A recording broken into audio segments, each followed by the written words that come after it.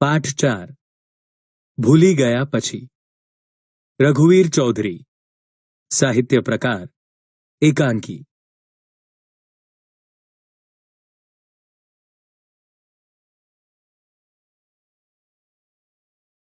મિત્રો, ક્યારેક કોઈ કાવ્યની પંક્તિઓ, સુવિચારો કે કોઈ ગઝલના શેર નીરસ બનેલા જીવનને રસાળ કરી દેતા હોય છે.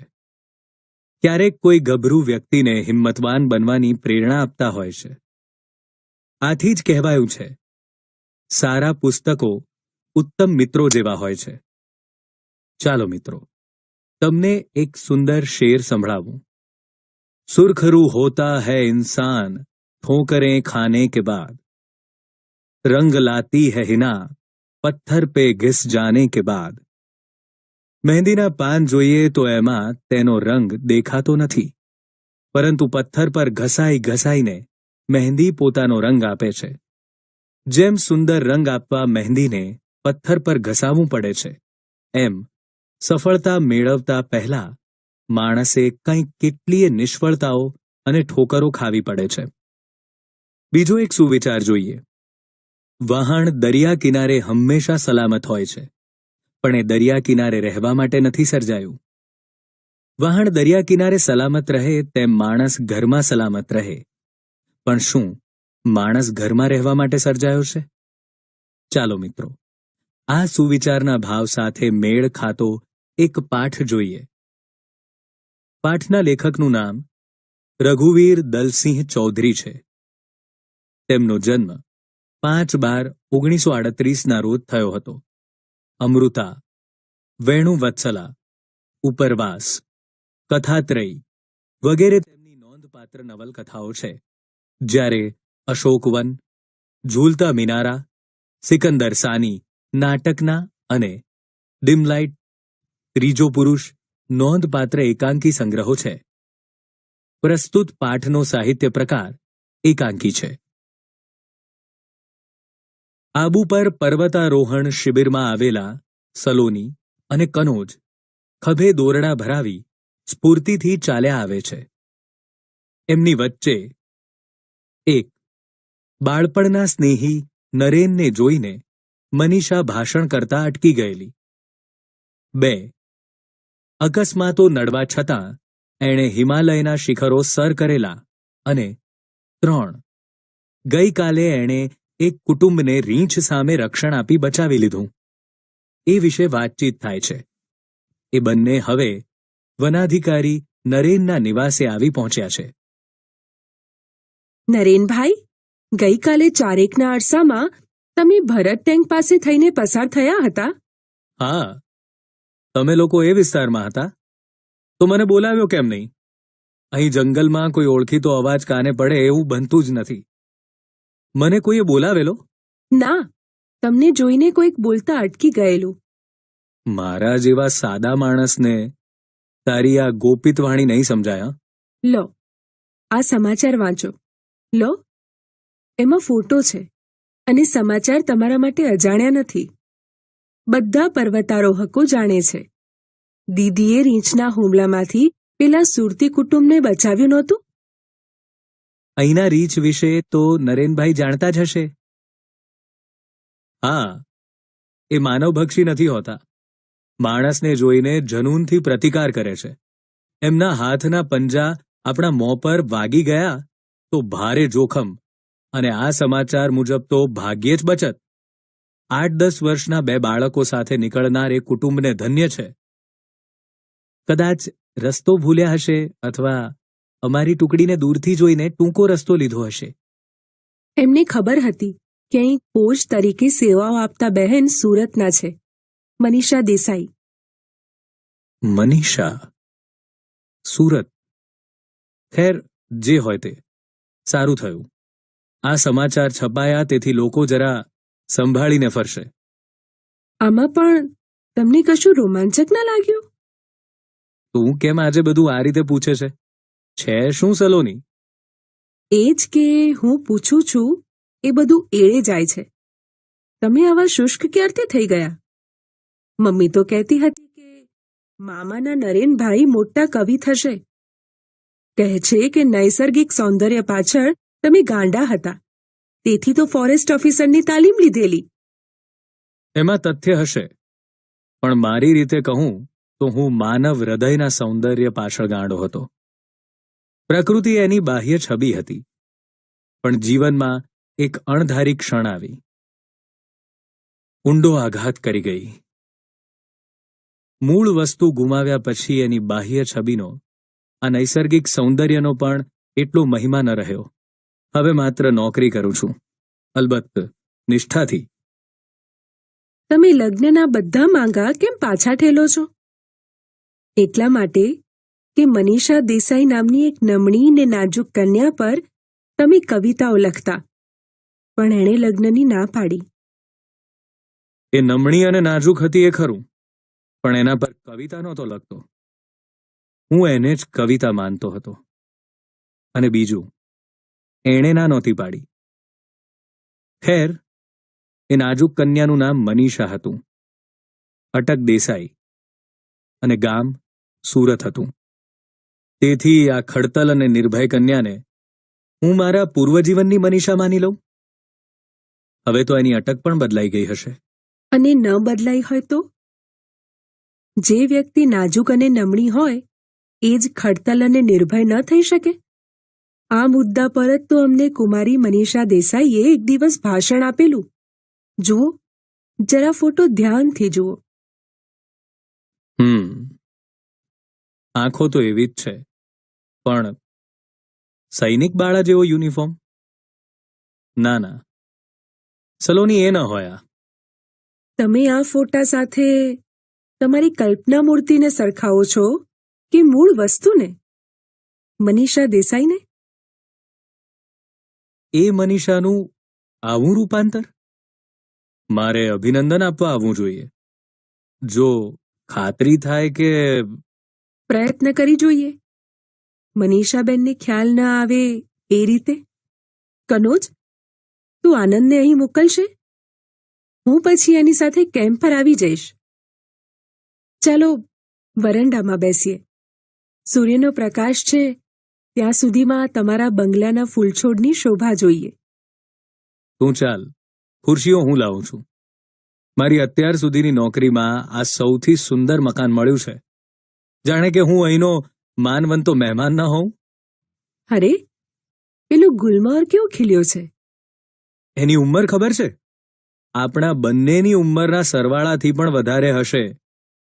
નજર પડી ત્યારે મને પણ આવો જ પ્રશ્ન થયેલો, આટલું ઘરડું ઝાડ આટલું પ્રફુલ્લિત થઈ શકે?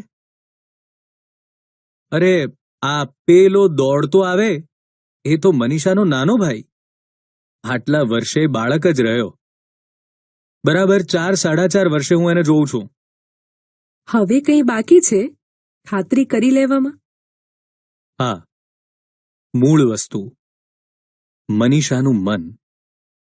તમને દૂરથી જોતા જ જેની વાણી ખોવાઈ ગયેલી, તેના મન વિશે બાતમી આપનાર મારાથી ચડિયાતું તમને મળવાનું નથી. એ તમને ચાહે છે. એના પ્રેમમાંથી જ એનું આ શૌર્ય જાગ્યું હશે. શક્ય છે. હા, આનંદ, કેમ આમ દોડતો આવ્યો? અહીં આવ્યા પછી એ ચાલવાનું ભૂલી ગયા છે, બસ દોડે છે. આજે તો કારણ પણ હતું. કનોજે કહ્યું કે મને અહીં બોલાવ્યો છે, તમને મળીને પાછું બસ સ્ટેન્ડે જવું છે. તાર હતો, પપ્પા આવવાના છે, હું અને દીદી એમને લેવા જતા હતા. ત્યાં કનોજે અમારી કાર રોકી અને એ મારી જગ્યાએ ગયો. પણ તારા પપ્પા આમ એકાએક આ મનીષાના પરાક્રમ વિશે છાપામાં વાંચ્યું હશે, અભિનંદન આપવા પધારતા હશે. મનીષા કોણ? તમે પૂછો છો, મનીષા કોણ? એની હાજરીમાં એવો પ્રશ્ન ન કરતા, નહીં તો એ આત્મહત્યા કરશે. અત્યાર સુધી જીવી છે તો હવે કદાપી એવું ન કરે. દીદીનું ભલું પૂછવું, અહીંના ઊંચામાં ઊંચા શિખર પર જઈને કૂદે. જેને કાજે આવું આકરું તપ કરીને સિદ્ધિ મેળવી, એ પૂછે કે મનીષા કોણ, તો પછી... ખરેખર હું તો ભૂતકાળ બાદ કરીને જીવતો હતો. મનીષા યાદ કરીને જીવતી હતી. ખરેખર તો એમ કહેવું જોઈએ કે એ ભવિષ્ય માટે જીવતી હતી. પપ્પાએ તમારી સાથે એની સગાઈની ના પાડી એનો આઘાત સમજવાની ત્યારે મારી ઉંમર ન હતી. છતાંય મેં એની તરફેણમાં દલીલ કરી હતી. પપ્પાએ મને કહેલું, જા મનીને કહે કે એક ગરોળી પકડી લાવે, તુરત હા પાડી દઉં. એમની વાત સાચી હતી. મનીષા ત્યારે સુકુમાર તો હતી જ, ડરપોક પણ હતી. પપ્પાને ખાતરી હતી કે સિંહની એકાદ ત્રાડ સાંભળીને જ મનીષા મરી જશે અને નરેન્દ્રકુમારે વિધુરનું જીવન જીવવું પડશે. પણ હવે આખી વાત બદલાઈ ગઈ છે. પપ્પા ઘણા વખતથી તમારું સરનામું શોધતા હતા. એ મનીષા પાસેથી જાણશે તો સીધા અહીં જ આવશે. આ બધું માન્યામાં આવે એવું નથી. વધુ પડતું સારું લાગે છે. જેને માટેની મારી યોગ્યતા મેં કદી કલ્પી પણ ન હતી. દીદી હોર્ન વગાડતી લાગે છે, હું જાઉં. ખરેખર તો મારે જવું જોઈએ, પણ જો એ અહીં આવવા માંગતા ન હોય તો કહેજો કે કાલે સવારે અભિનંદન આપવા કેમ્પ પર આવીશ.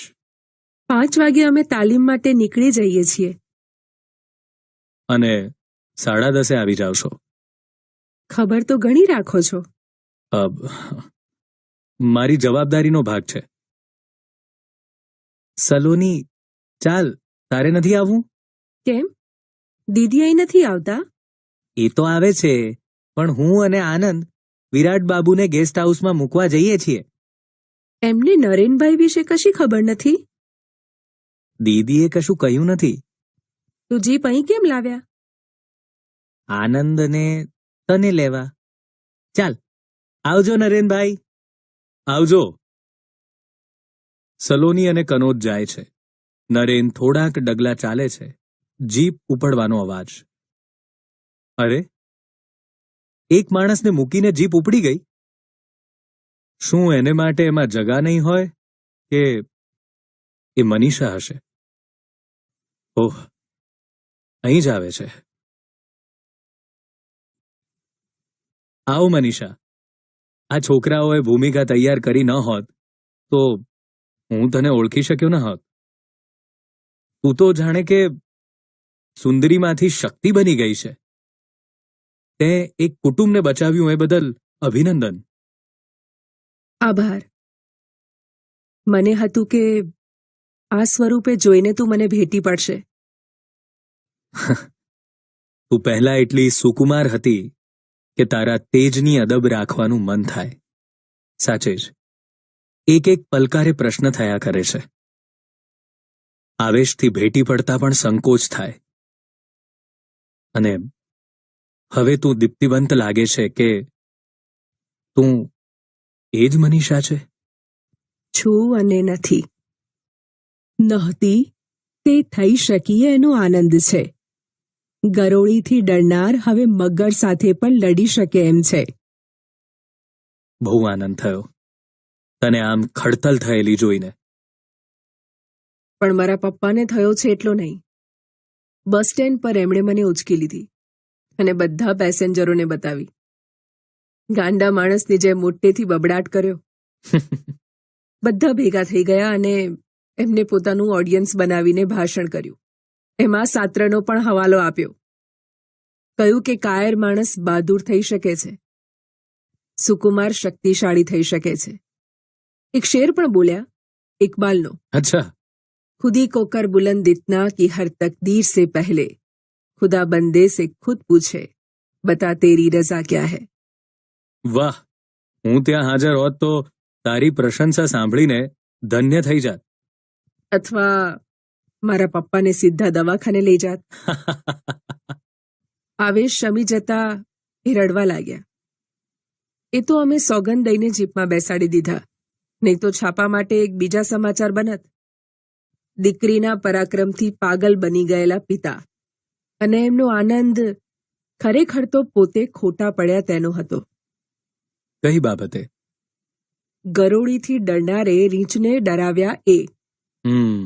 પપ્પા મોટેથી કહેતા હતા, સાંભળો હે મુસાફરો, દુનિયાથી થાકેલા લોકો સાંભળો, માણસ માટે કશું અશક્ય નથી. સાર્ત્ર કહે છે તેમ એ આકાશના તારા સુધી પહોંચી શકે છે. હું કહીશ કે એ આકાશના તારાને ફૂલની જેમ વીણી શકે છે. પપ્પા શિકારી હતા ને એકવાર મમ્મીને સાથે લઈ ગયેલા. એની ઈચ્છા નહોતી, આજ્ઞા માનીને ગયેલી. માંચડા પર હોવા છતાં નીચે વાઘની છલાંગ જોઈને એ ચીસ પાડી ઉઠેલી.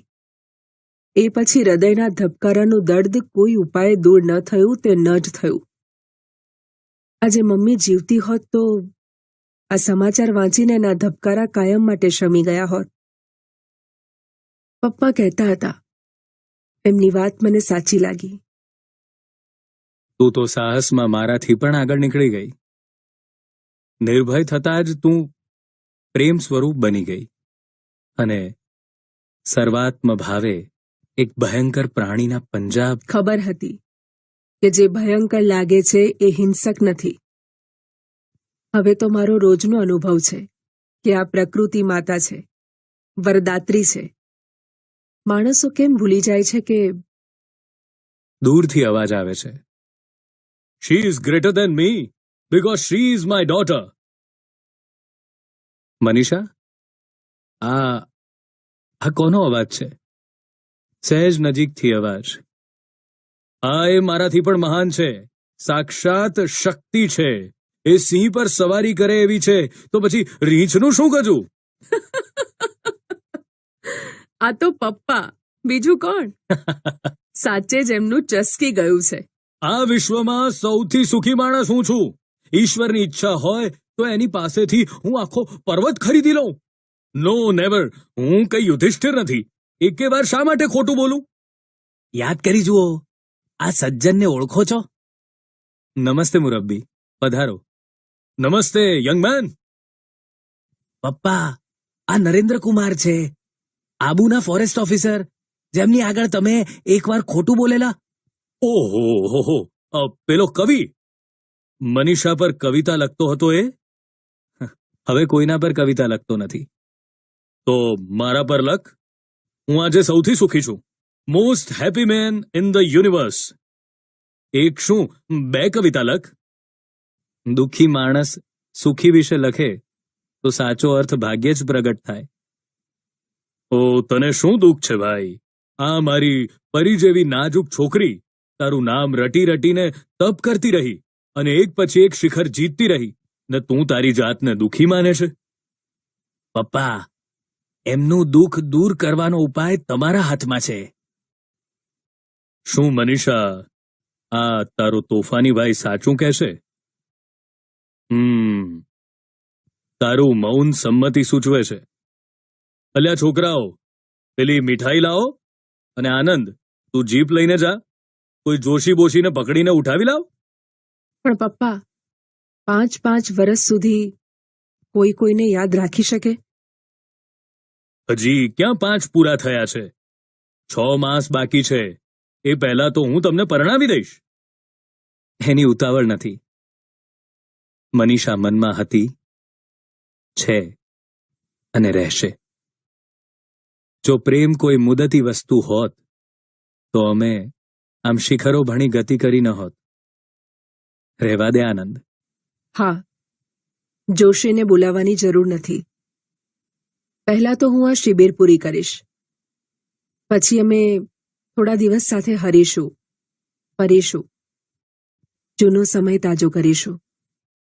સલોની, આ ધીરજ આપણે રાખી શકીશું. આપણે તો નક્કી કર્યું હતું કે માત્ર મીઠાઈ ખાવાનું નક્કી કર્યું હતું. આપણે આ શિબિરમાં સાહસ શીખવા આવ્યા છીએ, દુસ્સાહસ નહીં. ખરું ને દાદાજી? Yes yes yes yes, there is a point. આ મારી દીકરી તમને બધું બરોબર શીખવી રહી છે. મારા આશીર્વાદ છે. તમે લોકો બહાદુર જ નહીં, બુદ્ધિશાળી પણ બનશો અને તમારા પ્રેમમાંથી જ શૌર્ય જાગશે. લો આ મીઠાઈ, આશીર્વાદના ભાગરૂપે ખાઓ અને ખવડાવો, ગાઓ અને ગવડાવો. તમારા ભવિષ્યમાં પ્રેમ શૌર્ય અંકિત ધ્વજ ફરકાવો. બધા એકમેકને મીઠાઈ ખવડાવે છે. વિરાટ બાબુ ગાય છે. વિરાટ બાબુ ગાય છે. ધ્વજ ફરક શે ઝળળ કસુંબી પ્રેમ શૌર્ય અંકિત